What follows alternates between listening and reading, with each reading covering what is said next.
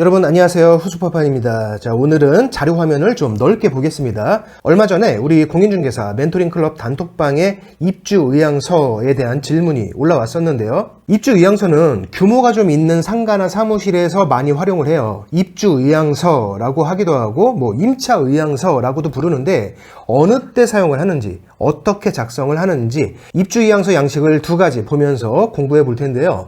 이 입주 의향서는 중요한 활용 방법이 하나 더 있습니다.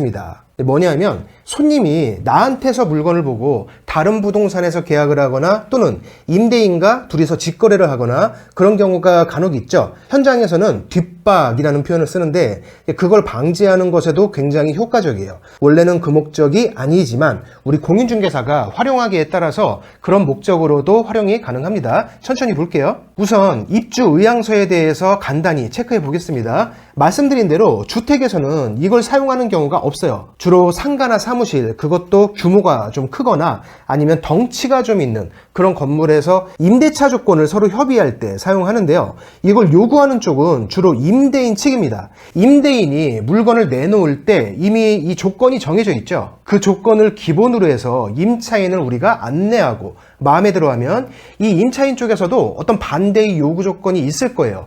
월세를 얼마까지 낮춰달라던가 렌트프리를 어느 기간 달라던가 나는 입주를 언제 할 수 있으니 그 날짜에 맞춰달라던가 어느 부분을 수리해달라던가 임차인 쪽에서도 여러 가지 조건이 있을 수 있습니다. 이때 보통은요 중간에 있는 우리 공인중개사가 임대인 측에 전화로 설득을 하게 되는데 임대인 측이 큰 건물이라던가 아니면 여러 건물을 임대하면서 전문관리인이 따로 있다던가 그럴 땐 임대인 측에서 임차인의 그 조건을 문서로 요구하는 경우가 있어요. 임대인 측이 그걸 문서로 받아서 내부 회의를 하거나 또는 윗선에 보고하고 결제받는 그런 경우들이 있습니다.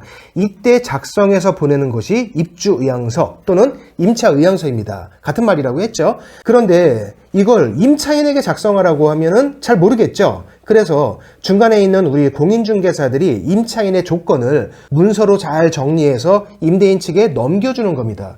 결국은 우리가 작성할 줄 알아야 하는 거예요. 여러분께서 규모가 좀 있는 상가나 사무실을 중개하고 싶다면 필수로 작성할 줄 알아야 하는 그 서류 중 하나죠. 특별한 양식이 정해져 있지는 않기 때문에 오늘 제가 보여드리는 양식처럼 작성하시면 되고요. 작성 후에는요 팩스나 메일 또는 카카오톡 메시지 이런 걸로 보내기도 하고 경우에 따라서는 공인중개사가 해당 건물로 직접 갖다 주는 경우도 있어요.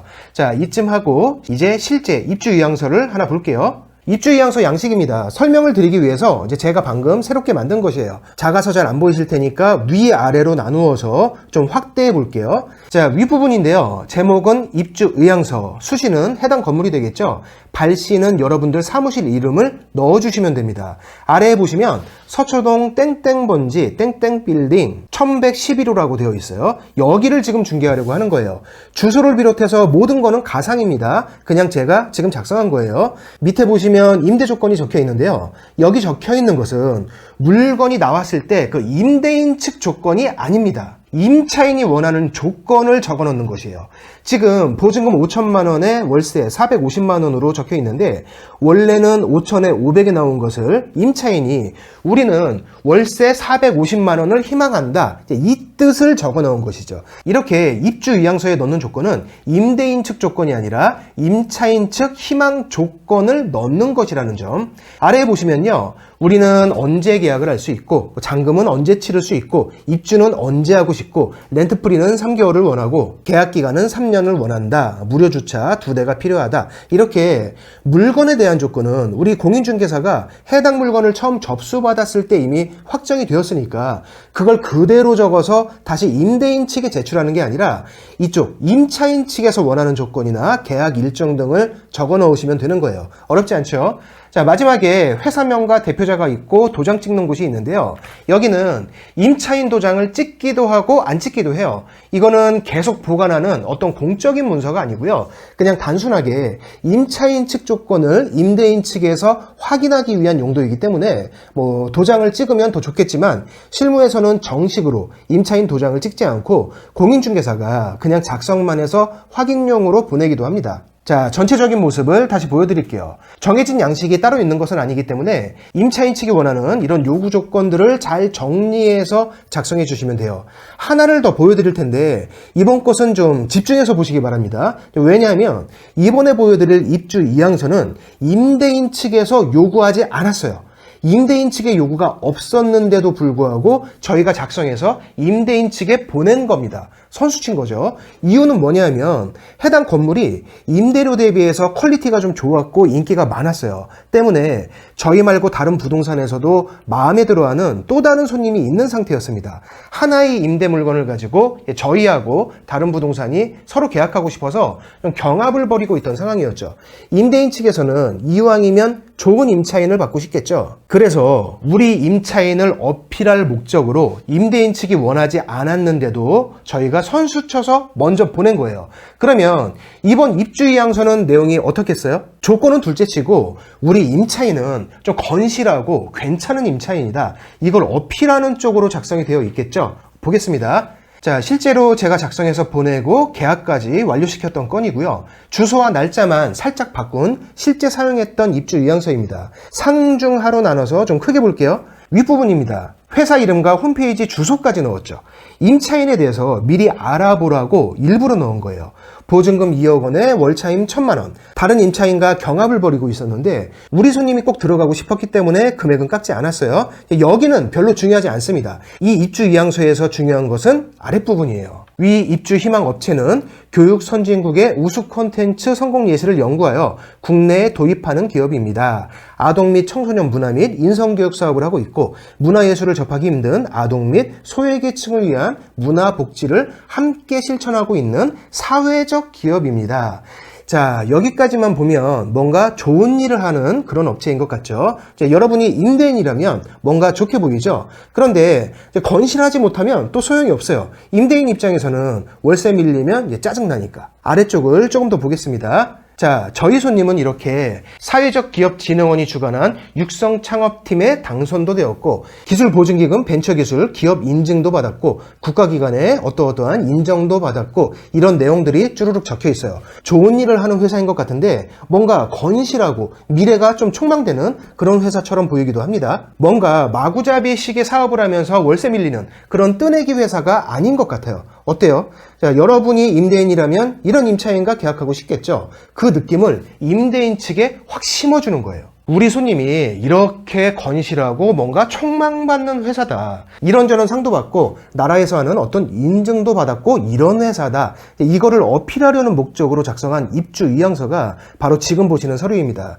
임대인 측에서 입주이양서 보내달라는 얘기가 전혀 없었는데 저희가 손님을 어필하고 계약을 끌어내기 위해서 그냥 작성해서 임대인 측에 보낸 거죠. 실제로 건물주는 저희 손님을 택했고요. 실제로 저희가 계약을 진행했던 그런 건입니다. 자, 지금까지 제가 만든 입주이양서 양식 두 가지를 보여드렸는데 말씀드린 것처럼 특별한 양식이 정해진 것은 아니니까 오늘 보여드린 것을 참고해서 여러분들이 자유롭게 작성하시면 되고요. 아직 안 끝났어요. 중요한 것 하나 더 있습니다. 특정한 경우에는 임대인 측의 요청이 없어도 우리 공인중개사가 먼저 선수쳐서 발송하는 경우도 있다. 언제? 첫 번째가 방금 소개드린 상황. 계약을 위해서 우리 임차인을 임대인에게 어필하고 싶을 때. 그리고 아주 중요한 또 한 가지 활용법이 있습니다. 뭐냐? 제가 영상 초반에서 뒷방 얘기했죠. 물건은 나에게서 보고 조율도 내가 해줬는데 잠깐 잠수 타더니 나 빼고 지들끼리 계약하는 상황. 또는 친한 다른 부동산에 가서 수수료 작업하고 거기서 계약하는 상황. 저는 이걸 방지하기 위해서 미리 선수치기도 해요. 그러니까 이 손님이 뒷박을 칠 수도 있겠다는 뭔가 슬픈 예감이 좀 들 때가 있습니다. 빗나가면 좋겠지만 이 슬픈 예감은 좀 맞을 때가 많아요. 그런 느낌적인 느낌이 들 때가 있으면 조율하는 과정에서 누구도 원하지 않았지만 입주의향서를 스스로 작성합니다. 그리고 임차인 측에 보내요. 임대인에게도 보냅니다. 자, 손님이 뒷박을 치는 것은요, 걸리지 않을 것 같기 때문이고, 걸려도 뭐 지들이 뭘 할 수 있겠어? 뭐 이런 생각이 있기 때문이죠. 뒷박을 칠까 말까 그 경계, 이렇게 경계점에 서 있는 손님들은 입주의향서 발송된 내역이 있으면 대부분 뒷박을 안 칩니다. 중개의 주요 행위를 우리가 한 그 증거가 있기 때문에 본인들도 뭔가 찝찝하거든. 웬만하면 안 치게 되어 있어요. 그런데도 쳤다. 그러면 이제 중개보수를 받아내야죠. 손님이 뒷박을 치더라도 입주의향서를 발송한 그 내역이 있으면 공인중개사의 대처가 훨씬 쉬워집니다. 입주의향서 발송한 그 메일이나 카카오톡 내용을 내용증명에 첨부하면 정당한 대가를 받아내는 게 훨씬 쉬워지죠. 더 이상의 자세한 설명은 이제 생략할게요. 자, 이렇게 입주의향서 작성 방법을 그냥 알고만 있는 것보다 어떤 상황에서 우리가 또 어떻게 활용해 볼 수 있는지 이런 팁들도 알고 있으면 우리 중개생활이 좀 더 슬기로워지고 더 많은 계약을 할 수도 있습니다. 오늘 영상은 여기서 마칠게요. 공인중개사 여러분 모두 화이팅 하시기 바랍니다. 고맙습니다.